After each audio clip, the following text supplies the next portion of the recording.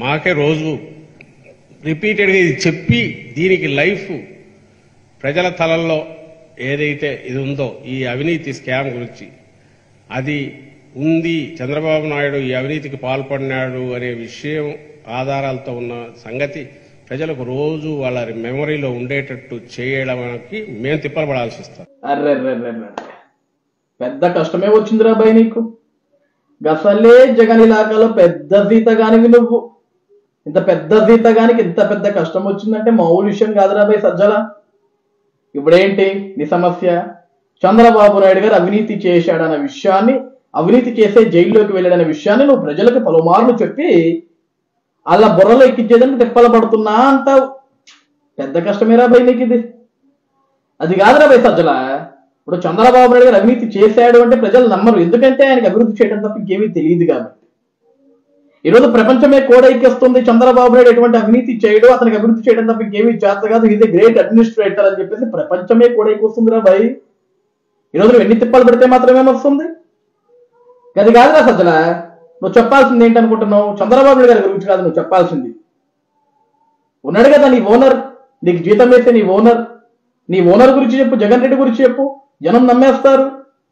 ఏం చెప్పాలి జగన్ గురించి అంటే, తన తండ్రి అధికారాన్ని అడ్డం పెట్టుకుని లక్షల కోట్ల రూపాయలు దోచుకున్నాడు కాబట్టి 16 నెలలు జైల్లో జగన్ గడిపాడన్న విషయాన్ని చెప్పు, ప్రజలు ఆటోమేటిక్ గా నమ్మేస్తారు, ఎందుకంటే అది నిజం కాబట్టి.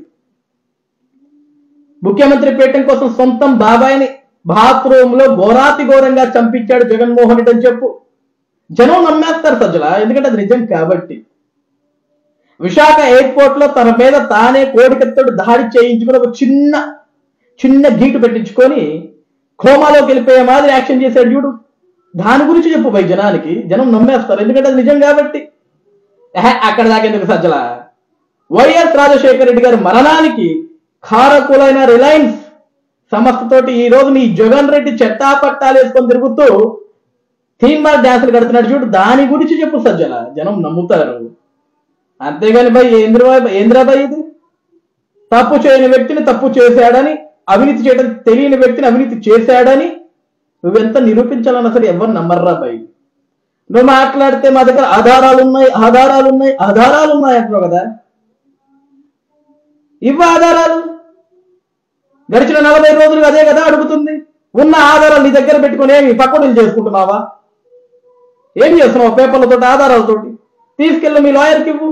మీ లాయర్ దగ్గర ఏ ఆధారం లేదు కదా, తలబట్టుకొని తిరుగుతున్నాడు రోజు, దాన్ని ప్రొలాంగ్ చేసుకుంటూ, sir we are waiting for the documents, please give us time అని ఎందుకు టైం వేస్ట్ ఎవరాలు ఆధారాలు నీ దగ్గర పెట్టుకుని ఏం చేస్తున్నావు?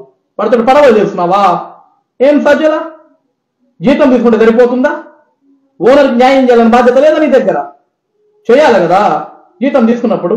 అసలే పెద్ద జీతగానివి, ఆధారాలన్నీ నీ దగ్గర పెట్టుకొని నీ సీటు కింద పెట్టుకుంటే ఏం వస్తుంది సజ్జల? ఆధారాలు చూపించు, చంద్రబాబు నాయుడు శిక్ష వేయించు, అందరం అడిగేది అదే కదా. చూడు సజ్జల రామకృష్ణారెడ్డి, మీరు ఎంత ప్రయత్నాలు చేసినా సరే చంద్రబాబు నాయుడు గారు అవినీతి చేశాడని నిరూపించడం మీ వల్ల కాదు, ఎందుకంటే అతనికి అవినీతి చేయడం చేత కాదు కాబట్టి. అతనికి కేవలం అభివృద్ధి చేయడం మాత్రమే తెలుసు కాబట్టి, అతనికి అవినీతి ఏ విధంగా చేయాలో తెలియదు కాబట్టి మీరు ఎన్ని ప్రయత్నాలు చేసినా అది అవ్వదు. ఈరోజు చంద్రబాబు నాయుడు గారిని జైల్లో కూర్చోబట్టగలిగారు అంతే, కానీ నిజాన్ని మీరు నిరూపించలేదు, అది మీ వల్ల కాదు. ఒక రోజు లేట్ అవ్వచ్చు, ఒక 2 రోజులు లేట్ అవ్వచ్చు, కానీ చంద్రబాబు నాయుడు గారు మచ్చలేని వ్యక్తిగా, నిజాయితీ పరుడుగానే బయటికి వస్తాడు. అది ఆ సంగతి మీకు కూడా తెలుసు. ఆధారాలు నీ దగ్గర ఉంటే నీ దగ్గర పెట్టుకో, మాకు భయ్ ఆధారాలు సబ్మిట్ చేయి, ఇచ్చేసాయి. మీ లాయర్ కూడా దాని గురించి కదా వెయిట్ చేసేది.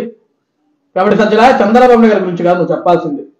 చెప్పు, నీ సైకో జగన్ గురించి చెప్పు, జనానికి ఆటోమేటిక్గా నమ్మేస్తారు. పెద్ద జీతగానివి కదా.